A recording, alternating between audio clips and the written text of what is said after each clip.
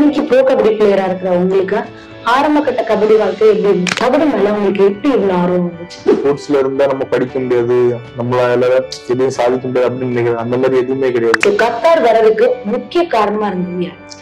அப்படி பாத்தீங்கன்னா கபடி பிராக்டிஸ் பண்றதுக்கே உங்களுக்கு டைம் சரியா இருக்கும்னு நாங்க நினைச்சோம். ஆனா நீங்க அது மட்டும் இல்லாம இவ்வளவு டிகிரிஸ் நீங்க படிக்கிறதுக்கு உங்களுக்கு எப்படி டைம் கிடைக்குது? டைம் வந்து எல்லாத்துக்கும் ஒரே டைம் தான். வந்தப்போ உங்களுக்கு எந்த அளவுக்கு சப்போர்ட்டிவா இருக்கு? சப்போர்ட்னு சொல்ல முடியாது. ரொம்ப அவங்கள மாதிரி கபடியில ஆர்வம் உள்ளால யாருமே நான் இங்க இதுவரைக்கும் பாக்கல.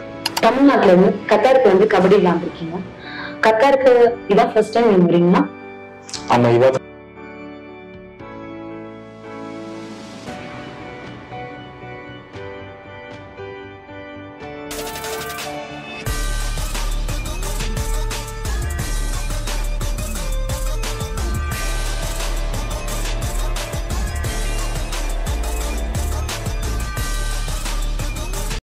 லா ஊடக நேயர்கள் அனைவருக்கும் வணக்கம். ஓடி விளையாடு பாப்பா, நீ ஓய்ந்திருக்கல் ஆகாது பாப்பா. காலை முழுவதும் படிப்பு, பின்பு மாலை முழுவதும் விளையாட்டு. சோ விளையாட்டுன்னு சொன்னாலே நம்ம தமிழக வீர விளையாட்டுகள் நிறைய இருக்கு. கபடி, சிலம்பம், ஜல்லிக்கட்டு அப்படின்னு நம்ம சொல்லிட்டே போலாம். அதுல தமிழரோட பாரம்பரிய விளையாட்டான கபடியை பத்தி யாருக்குமே தெரியாம இருக்காது. அப்படி தமிழகத்தை கலக்குன கபடி வீரர் நம்ம கூட இப்போ கத்தார்ல இருக்கிறாரு. அவர்கிட்ட சில விஷயங்களை நம்ம கேட்டு இன்னைக்கு தெரிஞ்சுக்கலாம். திரு பாபு அவர்கள் நமக்காக சில விஷயங்களை நம்ம கூட ஷேர் பண்ணிக்க போறாங்க. வணக்கம். தமிழ்நாட்டுல இருந்து கத்தாருக்கு வந்து கபடி விளையாண்டுருக்கீங்க. கத்தாருக்கு இதான் ஃபர்ஸ்ட் டைம் நீங்க வரீங்களா? ஆமா, இதான் ஃபர்ஸ்ட் டைம் கத்தாருக்கு வந்திருக்கேன். சத்யராஜ்னு ஒரு அண்ணா இருந்தாங்க இங்க, அவங்க மூலியமா தான் இங்க வந்தேன். சுஜினி ஒரு ஃப்ரெண்ட் இருக்கான், அவங்க மூலியமா அவங்க கூப்பிட்டு விளையாடுனது தான் எனக்கு ஃபர்ஸ்ட் டைம். அதே மாதிரி இதுக்கு முன்னாடி கபடிக்காக நீங்க எதுவும் வெளிநாடுகளுக்கு எல்லாம் போய் விளையாண்ட அனுபவம் உங்களுக்கு இருக்குதா? இதுக்கு முன்னாடி வேற எதுவும் வெளிநாடுகளுக்கு போயிருக்கீங்களா? இதுக்கு முன்னாடி ஒரே ஒரு வாட்டி போயிருக்கேன், துபாய்க்கு போயிருக்கேன். அங்கேயே இதே மாதிரி கபடி டோர்னமெண்ட் தான் போயிருக்கேன். சோ கத்தாருக்கு நீங்க இதுதான் முதல் முறையா வரீங்க இல்லையா? சோ கத்தார்ல இருக்கிற தமிழ் மக்களோட வரவேற்பு எப்படி இருந்தது? கண்டிப்பா சொல்ல போனா ரொம்ப அற்புதமா இருந்துச்சு.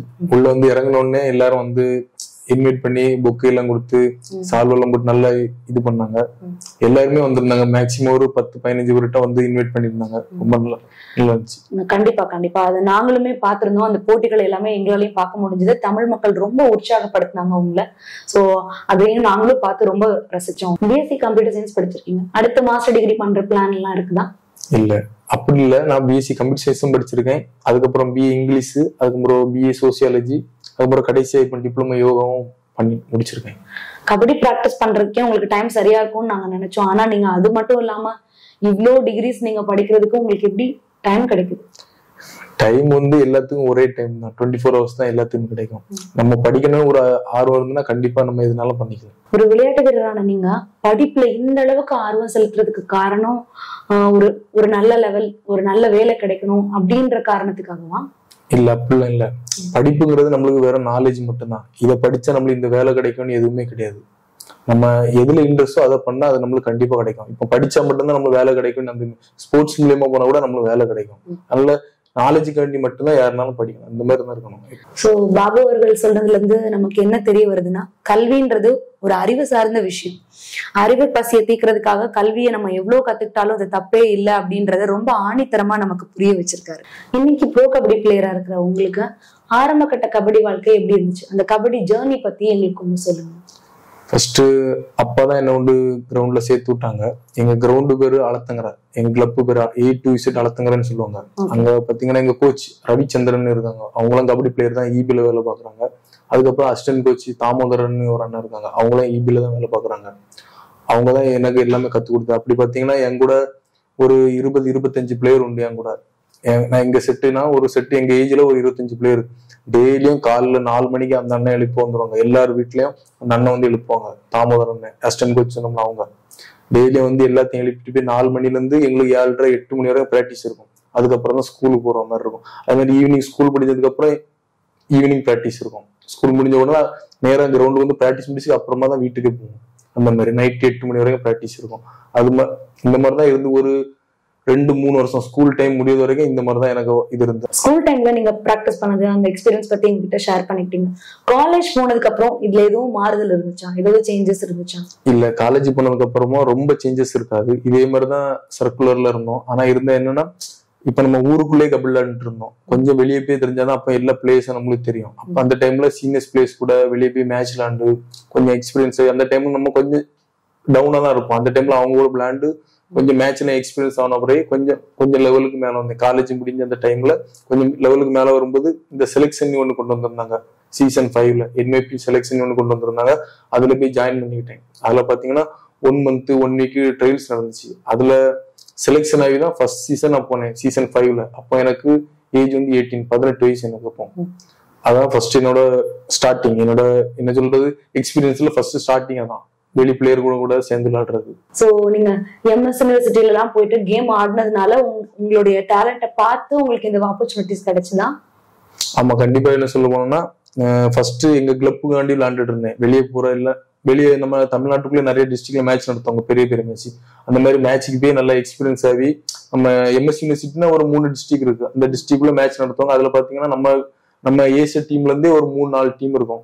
நாங்க தான் அந்த டீம்ல, நாங்க தான் எப்பவுமே நாங்க ஃபர்ஸ்ட் செகண்ட் தேர்ட் நாங்க தான் வருவோம்.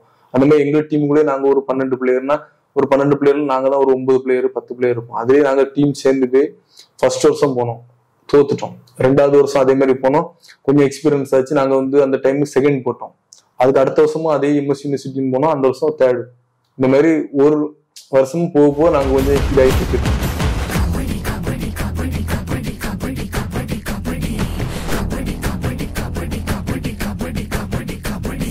ப்ரோ கபடிக்கு போய் நீங்க மிகப்பெரிய சவால்கள் எல்லாம் சந்திச்சிருக்கீங்க. சோ தமிழ்நாட்டை விளையாண்ட விளையாட்டுக்கும் ப்ரோ கபடியிலையும் விளையாடும் போதும் என்ன வித்தியாசத்தை நீங்க பாத்தீங்க? வித்தியாசம் பாத்தீங்கன்னா, இப்போ ஊர்ல விளையாடும்போது எல்லாம் என் கூட பிராக்டிஸ் பண்ண பசங்க, தெரிஞ்ச பசங்க, அவங்க கூட விளையாண்டேன். அவங்க கூட விளையாடும்போது ஒரு கம்ஃபர்டபுள் இருந்துச்சு. இதுவே நான் அங்க போன பிறகு எனக்கு யாருமே தெரியாது, அவங்க பேசுறது எனக்கு அப்ப அந்த டைம்ல புரியாது. அந்த டைம்ல கொஞ்சம் டிஃப்ரெண்டா இருந்துச்சு. நம்ம எப்படி விளையாட போறோமோ, இவங்க கூட எப்படி பழக போறோமோ, அந்த மாதிரி. கொஞ்சம் போக போக அவங்களும் க்ளோஸ் ஆயிட்டாங்க. அதுக்கப்புறம் நம்மளுக்கு கரெக்ட் ஆயிடுச்சு. இந்த டீமோட மிங்கிள் ஆகுறது கொஞ்சம் நல்ல இதா இருந்துச்சு. ஹரியானா ஸ்டெல்லர்ஸ் டீம்ல இருந்து எப்படி நீங்க அடுத்த டீமான புனேரி பேட்டன் டீமுக்கு போனீங்க? அப்போ பாத்தீங்கன்னா ஃபர்ஸ்ட் சீசன் ஹரியானா ஸ்டெல்லர்ஸ் மேட்ச் முடிஞ்சு அதுக்கப்புறம் ஊருக்கு வந்துட்டோம். அதுக்கப்புறம் அண்டர் 21 கேலோ இந்தியா மேட்ச் நடந்துச்சு. அதுக்கு நான் தமிழ்நாடுக்கு பார்ட்டிசிபேஷன் பண்ணேன். அந்த டைம்ல அங்க மகாராஷ்டிரால தான் மேட்ச் நடந்துச்சு. அப்போ அங்க நிறைய கோச் மேனேஜர்ஸ் நிறைய பேர் வந்திருந்தாங்க. அந்த டைம்ல தான் புனேரி பேட்டன் டீம்ல அசோக் சிண்டே சார்னு அவங்க உண்டு, அசோக் சிண்டே சார், அதுக்கப்புறம் சங்கராம் சார்னு அவங்க இருக்காங்க. அவங்க மூலியமா செலக்ட் ஆனேன். யுவோ பேட்டன் ஒரு டீம் இருக்கு, புனேரி பேட்டனோட ஜூனியர் டீம்னு சொல்லலாம். அப்ப நான் செலெக்ஷன் பண்ணி அங்க டீம்ல எடுக்கிற மாதிரி அந்த டீம்ல என்ன செலெக்ஷன் பண்ணாங்க. நான் அங்கதான் 3 வருஷம் இருந்தேன் மும்பைல. 3 வருஷம் காலைல பிராக்டிஸ், ஈவினிங் பிராக்டிஸ், அவங்களே ரூம் கொடுத்துருவாங்க, சாப்பாடு எல்லாமே அவங்க தான் பார்த்தாங்க. அதே மாதிரி மந்த்லி சேலரி மாதிரியும் கொடுத்துருவாங்க. அந்த மாதிரி 3 வருஷம் நான் அங்கதான் இருந்தேன். அப்பவும் அது மூலியமா தான் 3 வருஷமும் பிராக்டிஸ் பண்ணி அவங்க என்ன பார்த்து நல்லா விளையாடுறான்னு சொல்லி அதுக்கப்புறம் 3 வருஷத்துக்கு அப்புறம் அதுலதான் புனேரி பேட்டன் டீம்ல நான் போனேன். 3 வருஷமா நீங்க மும்பைல ஸ்டே பண்ணி இருந்து பிராக்டிஸ் எடுத்துட்டு ரொம்ப ஹார்ட் பிராக்டிஸ் எடுத்திருக்கீங்க. சோ உங்க ஃபேமிலியை நீங்க எந்த அளவுக்கு மிஸ் பண்றீங்க? கண்டிப்பா ஃபர்ஸ்ட் ஸ்டார்டிங்ல ரொம்ப மிஸ் பண்ணேன். ஃபர்ஸ்ட் ஒரு 1 month 2 monthல ரொம்ப மிஸ் பண்ணேன். அதுக்கப்புறம் பாத்தீங்கன்னா போக போக அதுவும் பழகிடுச்சு. அதுவும் வீட்டுல பாத்தீங்கன்னா எல்லாரும் போன் இருந்துச்சு அந்த டைம், உங்களுக்கு தெரியும். போன் மூலியமா கான்டாக்ட் பண்ணி பேசுறது, வீடியோ கால், அந்த மாதிரிதான் இருந்துச்சு 3 வருஷமா. இடைக்கு ஒரு வருஷத்துக்கு ஒரு 3 மாசத்துக்கு ஒருக்கா 4 மாசத்துக்கு அந்த டைம்ல வீட்டுக்கு ஒரு 1 week அந்த மாதிரி போயிட்டு வந்து அந்த மாதிரி தான் இருந்தேன். ஆனா அப்பா எப்பவுமே இந்த மாதிரி பண்ண மாட்டாங்க. அப்பா எப்படின்னா, நீ விளையாண்டா மட்டும் போதும், நீ வீட்டுக்கு வரட்டலாம் பிரச்சனை இல்லை, அந்த மாதிரி இருப்பாங்க அப்பா. உங்க அப்பா ஒரு கபடி பிளேயர்ன்றதுனால ஒரு பிளேயரோட வாழ்க்கை இப்படிதான் இருக்கும் அப்படின்றத தெரிஞ்சுக்கிட்டதுனால அவரும் உங்களுக்கு சப்போர்ட்டிவா இருந்தாருன்னு நினைக்கிறேன். ஆமா, கண்டிப்பா. உங்க ஃபேமிலி சைட்ல இருந்து உங்களுக்கு பெரிய சப்போர்ட் உங்க அப்பா கிட்ட இருந்து கிடைச்சதுனால உங்களுக்கு எந்த ப்ராப்ளமும் இல்லை. அதே மாதிரி உங்க ஃப்ரெண்ட் சைட்ல இருந்து உங்களுக்கு பெரிய சப்போர்ட் கிடைச்சுதான்? கண்டிப்பா கிடைச்சது. ஏன்னா ஊர்ல விளையாடும் போதும் சரி, நான் வெளியே போனாலும் சரி, ஊர்ல இப்போ ஒரு மேட்சுக்கு போறேன்னா கண்டிப்பா என் ஃப்ரெண்ட்ஸ் ஒரு 4 பேர் உண்டு. அந்த 4 பேரும் கண்டிப்பா நான் விளையாடுற மேட்சை பார்க்க வந்துருவாங்க. அதுல பாத்தீங்கன்னா ரெண்டு பேரு கபடி பசங்க தான், 2 பேரும் பேட்மிண்டன், அந்த மாதிரி பசங்க. ஆனாலும் நான் விளையாண்டோம்னா என்ன பார்க்க வந்துருவாங்க. அதே மாதிரி வெளியூர் மேட்ச் போனா கூட என்ன வந்து டிராப் பண்றது, பஸ் ஏத்தி விடுற வரைக்கும் அவங்க தான் எல்லாமே எனக்கு கிட்ட இருந்து பார்த்தது. ஃப்ரெண்டோட பேர் பாத்தீங்கன்னா 4 பேர் இருக்காங்க கடைசி வரைக்கும். இப்போ வரைக்கும் நான் ஃபர்ஸ்ட் ஸ்டாண்டர்ட்ல இருந்து நான் இப்போ எல்லாம் முடிஞ்சு ஆனப்புறம் இப்போ வரைக்கும் என் கூட இருக்காங்க. நவீன், அரவிந்த், ஹரிகரசுதன், அதுக்கப்புறம் பாத்தீங்கன்னா சிவா, இந்த மாதிரி 4 ஃப்ரெண்ட்ஸ். அதுக்கப்புறம் சுஜின், இந்த மாதிரி இவ்வளவு பேர் இப்போ வரைக்கும் ஃபர்ஸ்ட் ஸ்டாண்டர்ட்ல இருந்து இப்போ வரைக்குமே நாங்க எல்லாரும் சேர்ந்தா இருக்கோம். இப்போ வரைக்கும் நாங்க யாருமே பிரிஞ்சே கிடையாது. இந்தியால இருந்து கத்தாருக்கு வந்து தமிழ்நாடுக்காக விளையாண்டுருக்கீங்க. சோ கத்தார் வரைக்கும் வர்றதுக்கான முக்கிய காரணம் யாரு? முக்கிய காரணம் பாத்தீங்கன்னா என் ஃப்ரெண்டு சுஜின் இங்கதான் வேலை பாக்குறான். அவனும் விளையாண்டு இங்க வேலை பார்த்திருந்தேன். GSR சத்யராஜன் அவங்க கீழே, அப்புறம் சதீஷ்னு ஒரு அண்ணன் இருக்காங்களா, அவங்க மூலியமா தான் நான் இங்க அவங்கதான் கூப்பிட்டு இங்க இன்ட்ரோடியூஸ் பண்ணி வச்சாங்க, கூப்பிட்டாங்க. சோ இந்தியால இருந்து கத்தாருக்கு வந்து தமிழ்நாடு சார்பா நீங்க விளையாண்டுருக்கீங்க. சோ கத்தார் வர்றதுக்கு முக்கிய காரணமா இருந்தது யாரு? அப்படி பாத்தீங்கன்னா GSR சத்யராஜன் ஒரு அண்ணன் இருக்காங்க, அவங்க மூலியமா தான் இங்க நான் இன்ட்ரோடியூஸ் ஆனேன் இந்த டீமுக்கு. சோ GSR சத்யராஜனா இங்க வந்தப்போ உங்களுக்கு எந்த அளவுக்கு சப்போர்ட்டிவா இருந்தாரு? சப்போர்ட்டிவ்னு சொல்ல முடியாது, ரொம்ப அவங்கள மாதிரி கபடியில ஆர்வம் உள்ளால யாருமே நான் இங்க இதுவரைக்கும் பார்க்கல. அவங்க பாத்தீங்கன்னா என்ன சொல்ல போனா சொல்றதுக்கு வார்த்தை கூட இல்லை, அந்த மாதிரி எனக்கு இது பண்றாங்க. வரும்போது கூட ஏர்போர்ட்ல வந்து கூப்பிட்டு வந்து வீட்டுல கொண்டு உட்கார வச்சு சாப்பாடு அது மாதிரி செலவு பண்றது எல்லாமே அவங்கதான். எனக்கு எல்லாம் இங்க வீட்டுல இருந்து நான் வந்து இங்க வர்றது வரைக்கும் எல்லா செலவுமே அவர் தான் என்ன பார்த்துட்டு, அதுவும் அவங்க சொந்த காசுல பாக்குறாங்க. அந்த அளவு ஆர்வமா இருக்காரு கபடியில. ஏன்னா இங்க நான் வந்து யாருமே இந்த மாதிரி பார்க்கல, கபடியில ஆர்வமா இருக்கால வேற யாரையுமே பார்க்கல. அவர் பார்க்கும்போது எனக்கு ஆச்சரியமா இருக்கு, இப்படியும் ஒரு ஆள் இருக்க முடியுமா அந்த மாதிரி. GSR சத்யராஜனை பத்தி சொல்லணும்னா கபடி மட்டும் இல்ல, விளையாட்டு போட்டிகள்லயே ரொம்ப ஈடுபாடு உள்ளவர்னு நாங்களும் கேள்விப்பட்டிருக்கோம். ஆமா கண்டிப்பா. எந்த விளையாட்டா இருந்தாலும் தன்னோட டீம் தன்னோட அணி ஒண்ணு வந்து அதுல இடம் பெறணும் அப்படின்னு அவர் ரொம்ப ஆசைப்படுவாரு. அதுல கலந்துகிட்டு சிறப்பா விளையாடவும் செய்வாங்க. ஆமா. இவ்வளவு நேரம் கபடி பத்தி நீங்க எங்களுக்கு நிறைய விஷயங்கள் எங்ககிட்ட ஷேர் பண்ணிக்கிட்டீங்க. இப்போ ஒரு பர்சனலான கொஸ்டின் கேட்கணும் அப்படின்னு நான் ஆசைப்படுறேன். சோ எல்லாரும் வந்துட்டு எல்லா கணவன்மார்களும் வந்துட்டு ஒய்ஃப் எல்லாம் ஊருக்கு போயிட்டாங்கன்னா என் பொண்டாட்டி ஊருக்கு போயிட்டா அப்படின்னு சொல்லிட்டு ரொம்ப ரொம்ப ஜாலியா இருப்பாங்க. பட் உங்களுக்கு அந்த எந்த பிரச்சனையும் இல்லை. பட் ஃபியூச்சர்ல நீங்களும் அந்த மாதிரி ஒரு திருமண வாழ்க்கைக்குள்ள போக போறீங்க. சோ திருமண வாழ்க்கை பத்தினா உங்களை எதிர்பார்ப்பு என்ன? அப்படி பாத்தீங்கன்னா எனக்கு எந்த பிரச்சனையுமே வராது. ஏன்னா இப்போ நான் ஒரு 7 இயர்ஸா லவ் பண்ணிட்டு இருக்கேன். என்னோட ஒய்ஃப் அந்த லவர் பாத்தீங்கன்னா அவங்களும் கபடி பிளேயர் தான். அதனால எங்களுக்கு எந்த பிரச்சனையும் வராது. கல்யாண வாழ்க்கை மூலமா எங்களுக்கு எந்த பிரச்சனையும் வராது. அவங்க கல்யாணம் ஆனா கூட அவங்களும் விளையாட போவாங்க, நானும் ஸ்போர்ட்ஸ் அந்த இதுல ஃபீல்டு அப்படியே தான் இருப்போம். நாங்க மேட் ஃபார் ஈச் அதர்ன்ற சென்டென்ஸ் வந்து யாருக்கு பொருந்ததோ இல்லையோ உங்களுக்கு கண்டிப்பா பொருந்தும். சோ 2 பேருமே வந்துட்டு கபடி பிளேயர்ஸ்ன்றீங்க. சோ எப்போ எங்களுக்கு மேரேஜ் டேட் சொல்ல போறீங்க? மேரேஜ் டேட் இப்போ கண்டிப்பா இன்னும் இப்போ இந்த இயர் முடிய போகுது, கண்டிப்பா நெக்ஸ்ட் இயர்ல கண்டிப்பா நல்ல விஷயம் சொல்றேன். நாங்களும் உங்க மேரேஜ் டேட்டுக்காக ரொம்ப ஈகரா வெயிட் பண்ணிட்டு இருக்கோம். சோ அடுத்து உங்க ஃபியூச்சர்ல எதை நோக்கி நீங்க பயணம் பண்ணிட்டு இருக்கீங்க?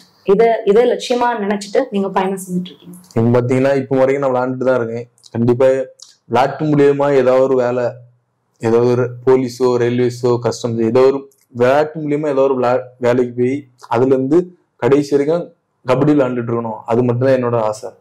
வேற எந்த இதுவும் பண்ணாம கபடி மட்டும் விளையாடணும். அந்த ஸ்போர்ட்ஸ் மூலியமா கிடைக்க வேலையும் பார்க்கணும், கபடியும் கடைசி வரைக்கும் விளையாண்டுட்டு இருக்கணும். திரு பாபு அவர்கள் தன்னோட வாழ்க்கையில கபடி எவ்வளவு தூரம் முக்கியம் அப்படின்றத நமக்கு ரொம்ப எளிமையா பதிவு பண்ணிருக்காங்க. நெக்ஸ்ட் ஜெனரேஷனுக்கு ஒரு ஸ்போர்ட்ஸ் பிளேயரா நீங்க என்ன சொல்ல விரும்புறீங்க? அப்படி பாத்தீங்கன்னா இப்போ எல்லா ஸ்போர்ட்ஸ் பிளேயருக்குமே சொல்லிக்கிறேன், இப்போ நம்ம விளையாட்டு இந்த ஸ்போர்ட்ஸுங்கும் போது வெற்றி தோல்வி வந்து எப்பவுமே நிரந்தரம் கிடையாது. ஒரு நாள் ஜெயிப்போம், ஒரு நாள் தோப்போம். ஆனா என்னைக்குமே தோத்துட்டோம்ட்டு என்னைக்குமே சோர்வடைய கூடாது. கடைசி வரைக்கும் பிராக்டிஸ் பண்ணணும், நல்ல விடாமுயற்சி பண்ணணும். அப்பதான் நம்ம வாழ்க்கையில ஜெயிக்க முடியும். அது மட்டும் இல்ல, இப்போ அடுத்த ஜென்ரேஷன் குழந்தைங்களுக்கும் நான் ஒண்ணு சொல்லிக்கிறேன், அதிக நேரம் வீட்டிலே உட்கார்ந்து மொபைல்ல கேம் விளையாண்டுக்கிட்டு இந்த மொபைல்லே ப்ரோ பிளேயர் அவங்க அந்த மாதிரி எண்ணத்துல இருக்காங்க. கொஞ்சமாவது கிரவுண்ட்ல இறங்கி விளையாடணும், பிசிக்கலா இருக்கணும். அப்பதான் உடம்பும் பிசிக்கலா இருக்கும், மென்டலி நீங்க ஃபிட்டா இருப்பீங்க. அது மாதிரி பேரண்ட்ஸுக்கும் சொல்லிக்கிறேன், குழந்தைங்கள ஏதாவது ஒரு ஸ்போர்ட்ஸ் அவங்களுக்கு பிடிச்ச ஸ்போர்ட்ஸ் எதுனாலும் சரி அதுல சேர்த்து விட்டு அவங்கள கொஞ்சம் முன்னேற்றம் இது பாருங்க. வீட்டுல வச்சு யாரையும் இது பண்ணாங்க, அவங்க போன் கொடுத்து அவங்கள கெடுக்க வேலை வச்சுக்காங்க. லா ஊடகத்திற்காக இவ்வளவு நேரம் தன்னோட நேரத்தை செலவு பண்ணி நம்ம கேட்ட அனைத்து கேள்விகளுக்கும் எளிமையாவும் கூச்சப்படாமலும் எங்களுக்கு நீங்க பதில் சொன்னதுக்கு ரொம்ப நன்றி. கண்டிப்பா இந்த வாய்ப்பை கொடுத்ததுக்கு நான் உங்களுக்கு தான் நன்றி சொல்லுவேன்.